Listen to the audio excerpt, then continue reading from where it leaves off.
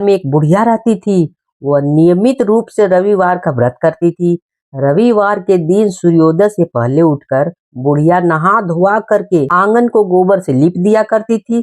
उसके बाद सूर्य भगवान की पूजा करते हुए रविवार का व्रत किया करती थी। सूर्य भगवान का भोग लगाकर दिन में एक समय भोजन करती थी। सूर्य भगवान की अनुकंपा से बुढ़िया को किसी प्रकार की चिंता नहीं थी और नहीं कोई कष्ट था। धीरे धीरे उसका घर धन्य और धान से भर रहा था। उस बुढ़िया को सुखी होते देखकर उसकी पड़ोसन उससे बुरी तरह से जलने लगी। बुढ़िया ने कोई गाय नहीं पाल रखी थी, अतः वह अपने पड़ोसन के आंगन में बंधी गाय का गोबर लाती। पड़ोसन ने कुछ सोचकर अपनी गाय को घर के भीतर बांध दिया करती थी ताकि बुढ़िया गोबर न ले सके। रविवार को गोबर न मिलने से बुढ़िया अपना आंगन नहीं लीप सकी। आंगन न लिप पाने के कारण उस बुढ़िया ने सूर्य भगवान को भोग नहीं लगाया और उस दिन स्वयं भी भोजन नहीं किया। सूर्य अस्त होने पर बुढ़िया भूखी प्यासी सो गई। रात्रि में सूर्य भगवान ने उसे स्वप्न में दर्शन दिए और व्रत करने तथा भोग न लगाने के कारण पूछा। बुढ़िया ने बहुत ही करुण स्वर में पड़ोसन के द्वारा घर के अंदर गाय बांधने और गोबर न मिल पाने की बात कह दी। सूर्य भगवान ने अपनी भक्त बुढ़िया की परेशानी के कारण जानकर उसके सब दुख दूर करते हुए कहा, हे माता, तुम प्रत्येक रविवार को मेरी पूजा और व्रत करती हो। मैं तुमसे अति प्रसन्न हूँ और मैं तुम्हें ऐसी गाय प्रदान करता हूँ जो तुम्हारे घर आंगन को धन्य धान से भर देगी। तुम्हारी सभी मनोकामनाएं पूरी होगी। रविवार का व्रत करने वाले की मैं सभी मनोकामनाएं पूर्ण करता हूँ। मेरा व्रत करने और कथा सुनने से बांझ स्त्रियों को पुत्र की प्राप्ति होती है।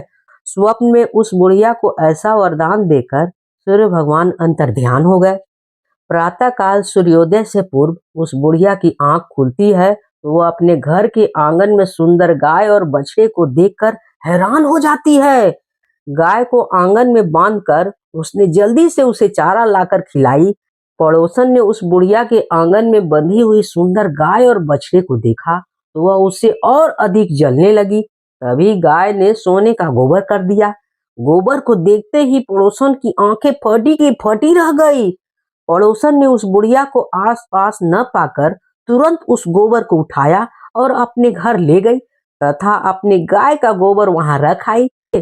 सोने के गोबर से पड़ोसन कुछ दिनों में धन्यवान हो गई। गाय प्रतिदिन सूर्योदय से पूर्व सोने का गोबर कर दिया करती थी और बुढ़िया के उठने से पहले ही पड़ोसन उस गोबर को उठाकर अपने घर में ले जाया करती थी। बहुत दिन तक बुढ़िया को सोने का गोबर के बारे में कुछ पता नहीं चला।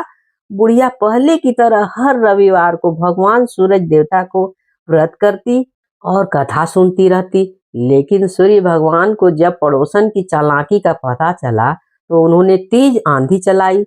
आंधी का प्रकोप देखकर बुढ़िया ने गाय को घर के भीतर बांध दिया। सुबह उठकर बुढ़िया ने सोने का गोबर देखा, उसे बहुत ही आश्चर्य हुआ। उस दिन के बाद बुढ़िया गाय को घर के अंदर बांधने लगी। सोने के गोबर से बुढ़िया कुछ ही दिन में बहुत धनी हो गई। उस बुढ़िया को धनी होने से पड़ोसन बुरी तरह से जल भून कर राख हो गई और उसने अपने पति को समझा बुझाकर उस नगर के राजा के पास भेज दिया।